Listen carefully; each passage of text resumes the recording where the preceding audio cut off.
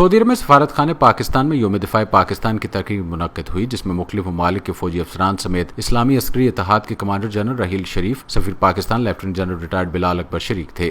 غیر ملکی مہمانوں نے پاکستان حکام کو 6 ستمبر 1965 کو افواج پاکستان کی دیدہ دلیری اور شجاعت پر مبارکباد پیش کی اور شہداء کی قربانی کو سراہا۔ اس موقع پر اپنے خطاب میں سفیر پاکستان نے جنگ ستمبر کو یاد کرتے ہوئے کہا کہ پاکستانی افواج نے اپنے سے کئی گنا طاقت میں بڑے دشمن کو شکست دی اور وطن کی سرحدوں کی حفاظت کی۔ پاکستانی قوم آج بھی ان شہداء کی قربانیوں کو یاد کرتی ہے اور انہیں خراج عقیدت پیش کرتی ہے۔ بھارت جہاں پاکستان کے ساتھ سرحدی جارحیت کرتا ہے، وہیں مقبوضہ کشمیر میں گزشتہ 74 سالوں سے قابض ہے اور 2 سال قبل اس کی جانب سے کشمیر کی آئینی حیثیت تبدیل کرنے کی کوشش کی گئی۔ ہمارا ہمیشہ سے یہ مطالبہ رہا ہے کہ مسئلہ کشمیر کو اقوام متحدہ کی قراردادوں کے مطابق حل کیا جائے۔ پاکستان افغانستان میں بھی امن کا خواہاں رہا ہے، یہی وجہ ہے کہ عالمی برادری سے افغانستان کی تعمیر و ترقی کے لیے تعاون کی اپیل کی گئی ہے۔ رانا عظیم، SBN نیوز، سعودی عرب۔